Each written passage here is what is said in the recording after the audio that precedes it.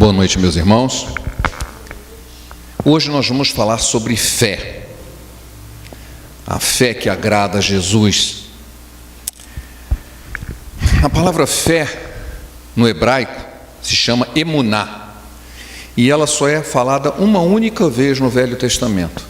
No Velho Testamento não se fala sobre fé. Só lá no livro de Abacuque, no capítulo 2, é que é falado, e aliás muito bem falado, é repetido isso em Romanos, quando ele diz que o justo viverá pela fé. Fora disso, o Velho Testamento inteiro não fala sobre fé. O homem alcançava as bênçãos de Deus no Velho Testamento através da obediência. A obediência aos mandamentos, obediência às ordenanças.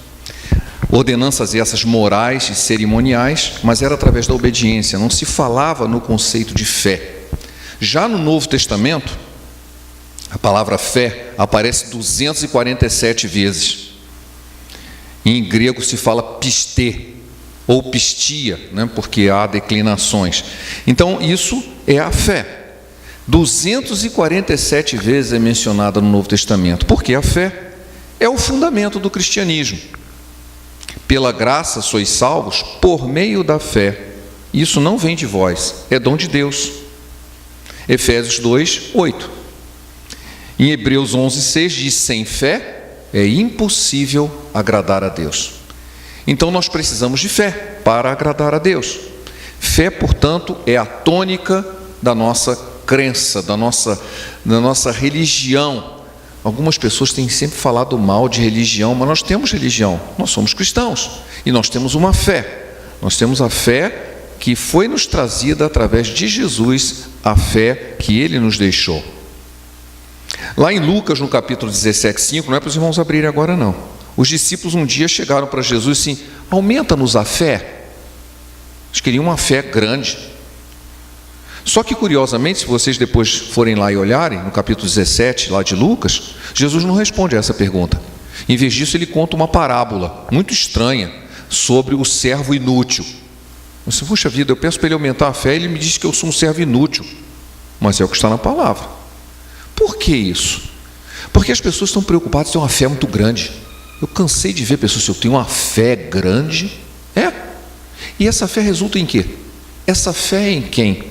Essa fé agrada a Deus? Jesus sempre esperava uma manifestação de fé das pessoas que ele fazia algum tipo de milagre. Imagina ele chegar para um cego, o cego grita por ele, e ele diz assim: o que você quer que eu te faça?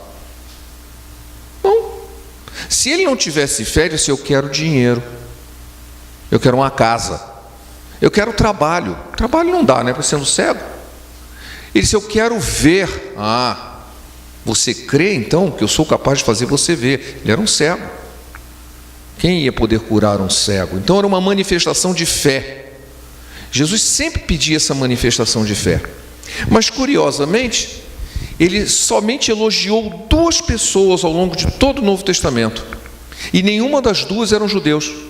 Ele elogiou uma mulher cananeia, está em Mateus capítulo 15, versículo 21, quando ele diz: mulher, grande é a tua fé. Ele elogiou a fé daquela mulher, que tinha uma filha endemoniada e insistiu tanto para que Jesus a curasse, e ele não queria dar ouvidos. Os discípulos disseram: ela está incomodando, manda ela embora. E ele disse: olha, eu não vim para estrangeiros, eu vim primeiro para a casa de Israel. Isso é equivalente a jogar o pão para os cachorrinhos. Não, mas migalha? Não, mas eu aceito migalha mesmo. Grande é a sua fé. E ela recebeu a cura que precisava. E um outro centurião romano também recebeu um elogio especial de Jesus, quando ele disse: nem mesmo em Israel achei fé como essa. Então esse foi um grande elogio, o melhor deles. Não houve ainda em Israel uma fé quanto a desse homem. Quem é ele? Vamos abrir as nossas Bíblias agora sim. Mateus, no capítulo 8, versículos de 5 a 13. Mateus capítulo 8, versículos de 5 a 13.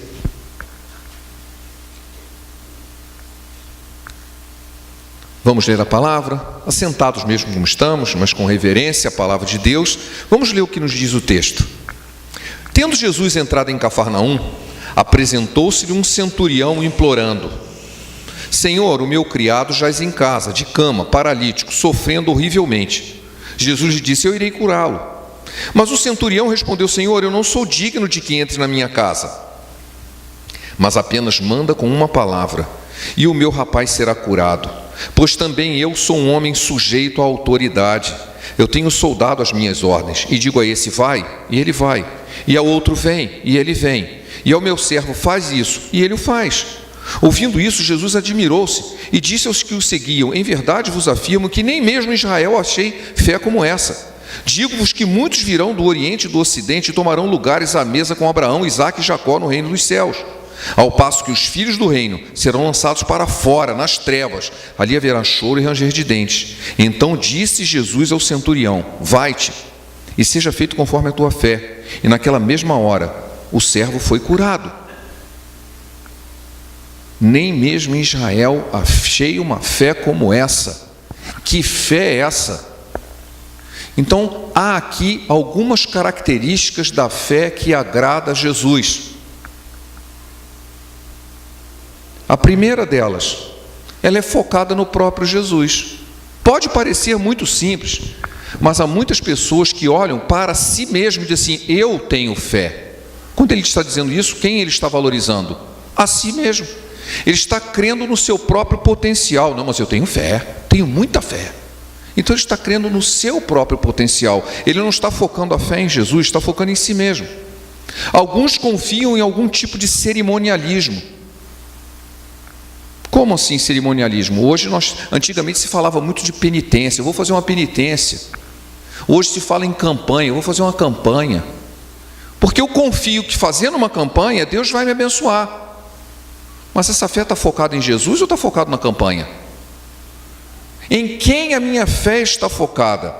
Preciso de intermediários, sejam eles sacerdotes, pastores, santos, amuletos, altar. Não, se você for lá no altar, se ajoelhar lá. Mas a minha fé está onde? Num objeto, num ser humano, em algum tipo de atividade que eu possa fazer para agradar a Deus? A fé daquele centurião estava focada em Jesus. Ele confiava que Jesus poderia fazer alguma coisa se ele tão somente mandasse com uma palavra. E é incrível porque, embora imposição de mão seja bíblico, Jesus não impôs a mão, ele nem chegou perto do homem, ele nem viu o rapaz, ele nem mesmo orou pelo rapaz. Ele fez exatamente o que o centurião falou: manda com uma palavra e o meu servo será curado. E ele foi. E Jesus disse assim: seja curado. Não, ele falou assim: seja feito conforme a sua fé. O homem foi curado, porque a fé dele estava totalmente focada em Jesus. Ele é o autor e consumador da nossa fé, amém? Ele reconheceu em Jesus a autoridade. Então o segundo ponto da fé que agrada a Jesus é reconhecer a autoridade do Senhor. É interessante porque quando o homem, veja, eu vou ler de novo, versículo 9: pois eu também sou um homem sujeito à autoridade.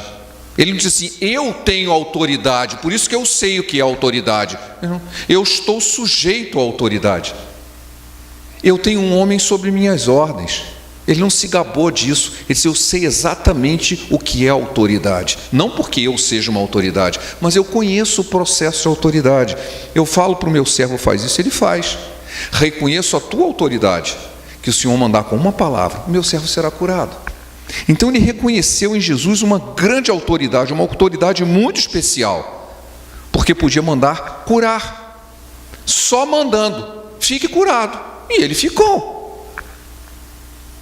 Quando muitas vezes a gente aprende, não, você precisa orar com fé, você tem que determinar o que você quer. Determinar? Será que é a ênfase das minhas palavras que muda isso?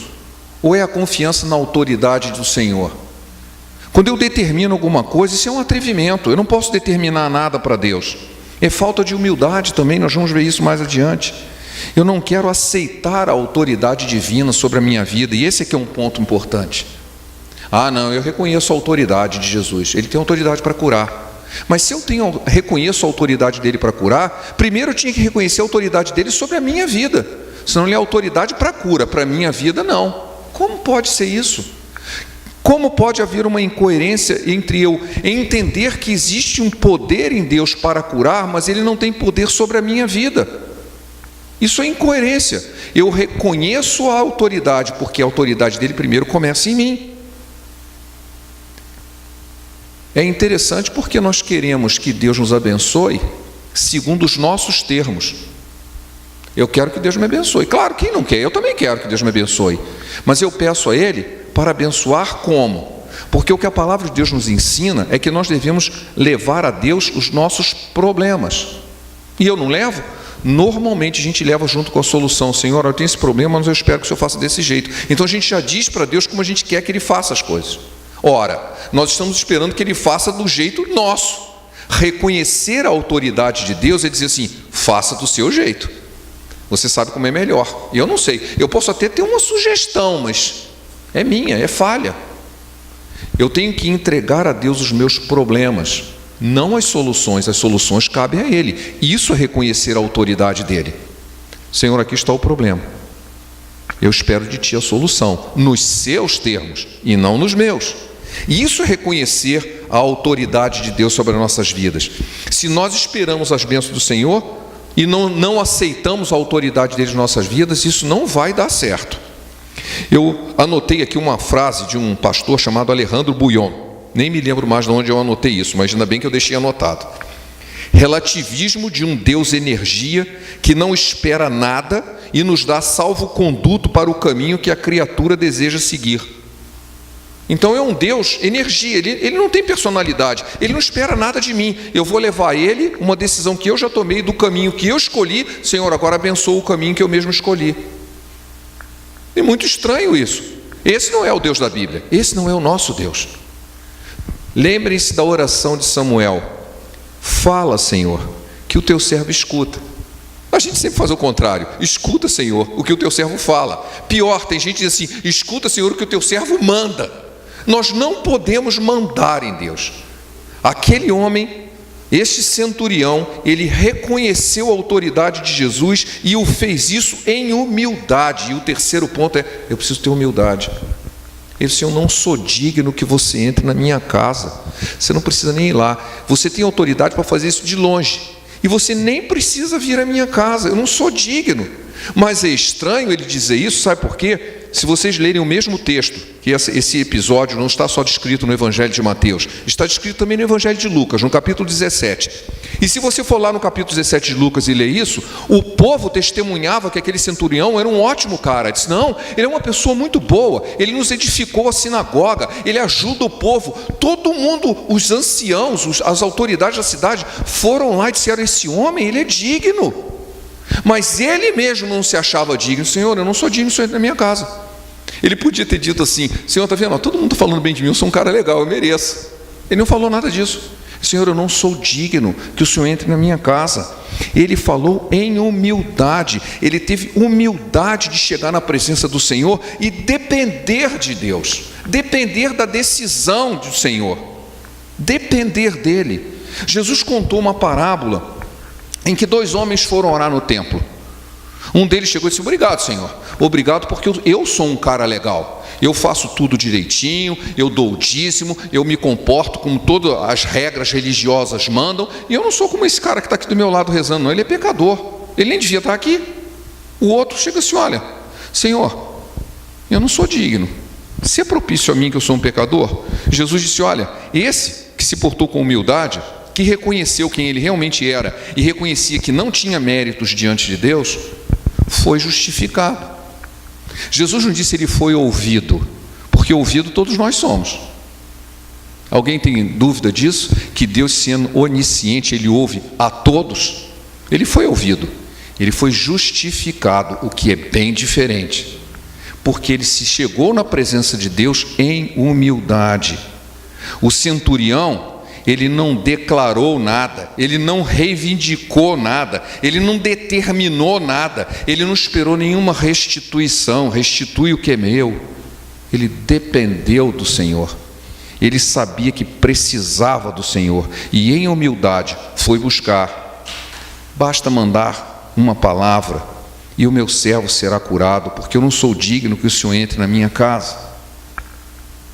Então, ele focava em Jesus, ele reconhecia a autoridade de Jesus e ele tinha humildade de chegar na presença de Deus. E por último, ele compreendia o mover de Deus. Isso é fundamental. O que significa isso? Recentemente, já tem alguns anos, acho que uns 2 anos, eu vi uma notícia de um homem.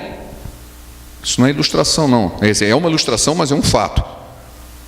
Um homem que entrou numa jaula de leões, num zoológico, para provar que tinha a mesma fé de Daniel. O que vocês acham que aconteceu? Os leões mataram ele, né? Mas será que ele não tinha fé?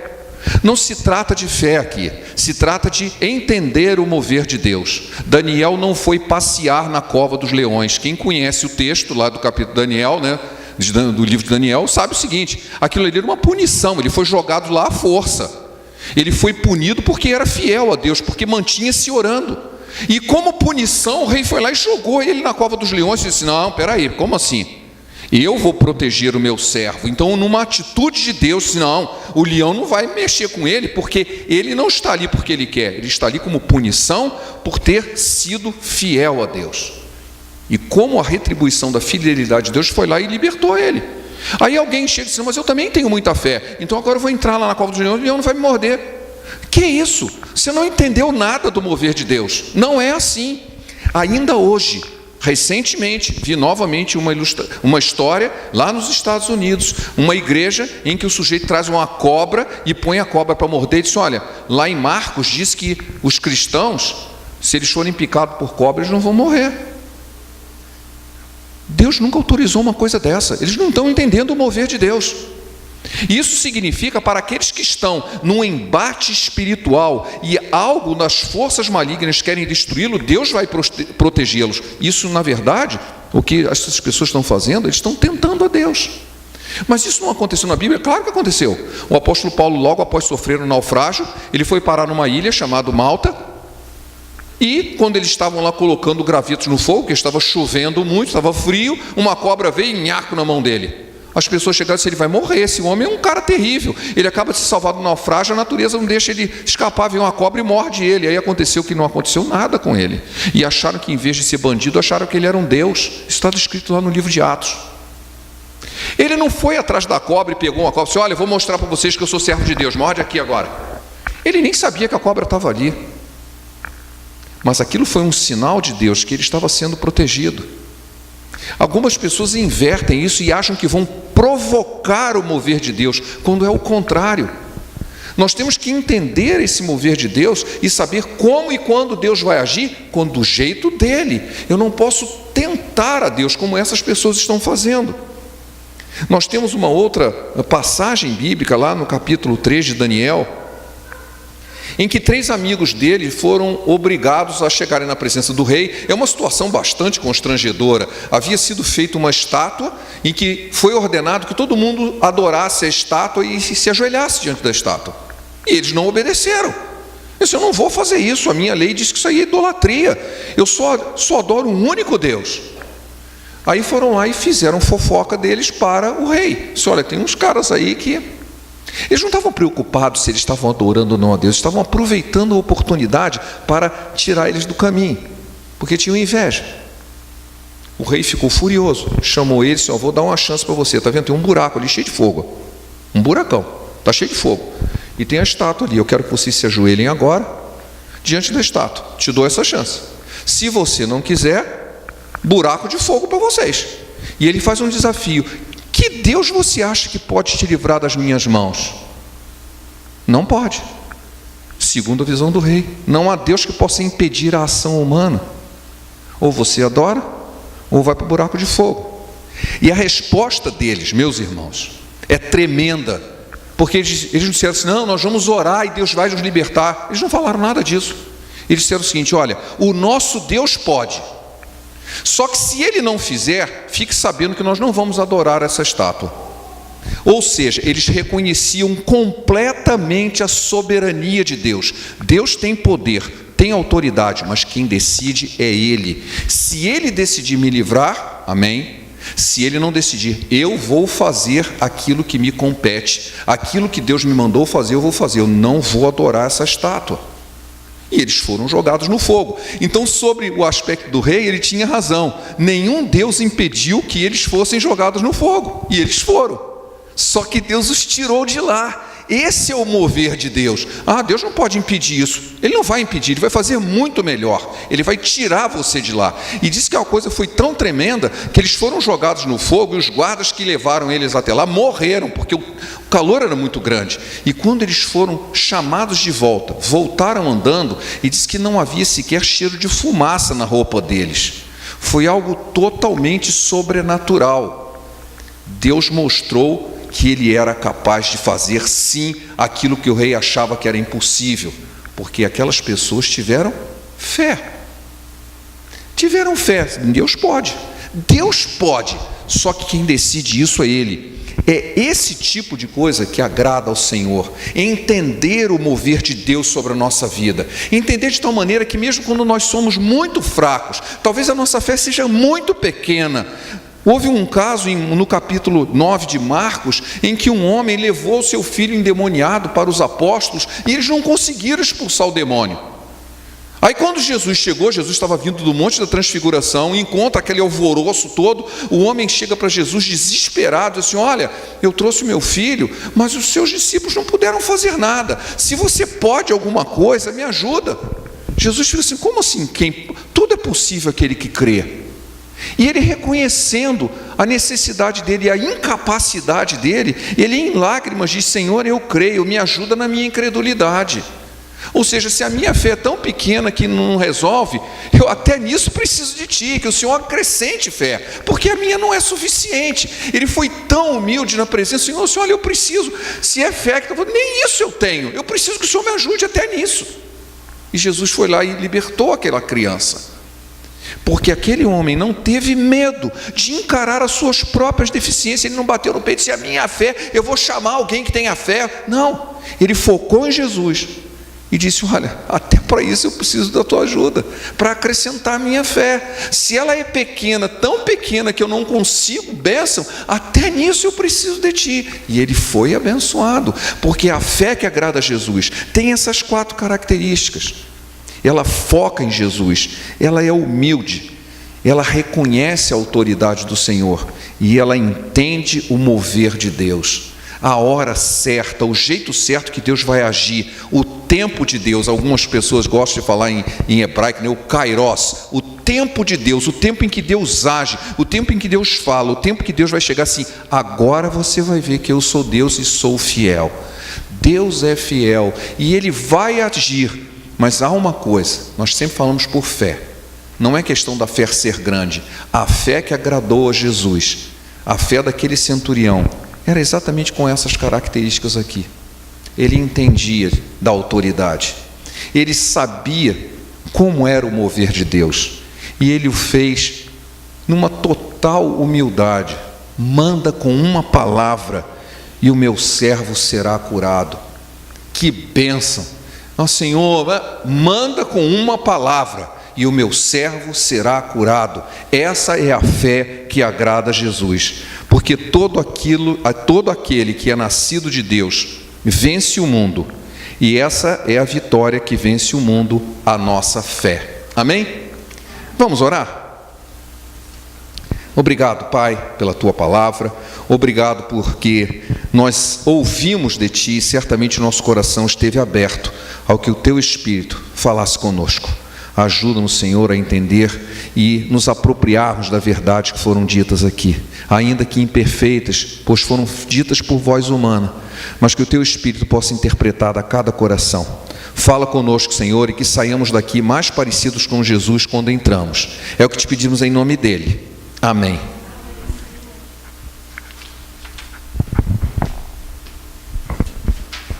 Vamos chamar as crianças, vamos cantar o louvor? Cantar o louvor. Amém.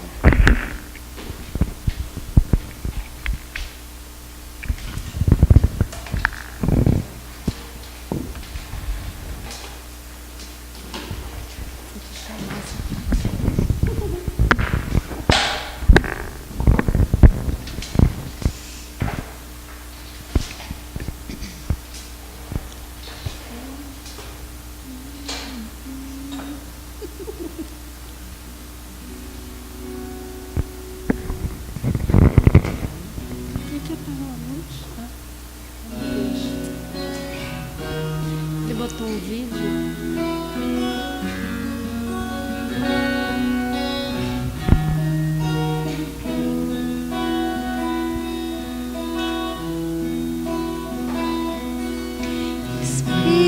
Espírito, enche a minha vida. Espírito, enche a minha vida. Enche-me do teu poder, pois de ti eu quero ser. Espírito, enche o meu ser. As minhas mãos eu quero levantar e em louvor te adorar. Meu coração eu quero derramar diante do teu altar.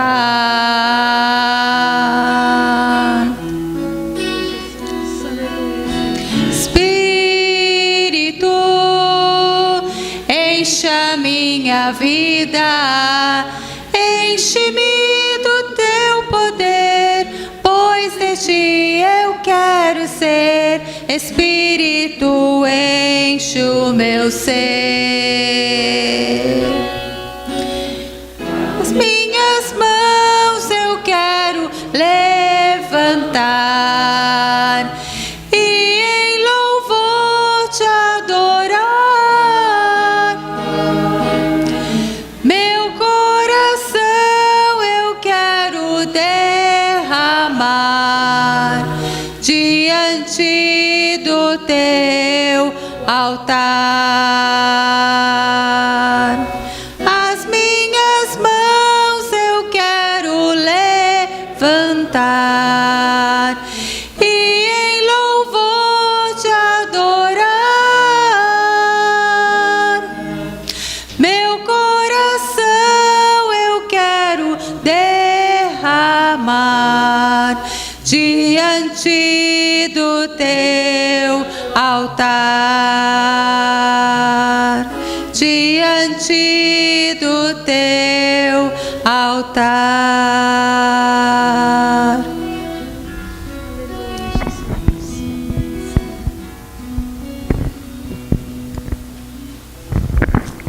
Nós já estamos caminhando para o final do nosso culto. Eu vou chamar, as crianças vão ler um versículo. Dani. Quer o microfone, Dani? 2 Coríntios 5,17. Assim que se alguém está em Cristo, nova criatura é. As coisas velhas já se passaram, as coisas e eis que tudo se fez novo.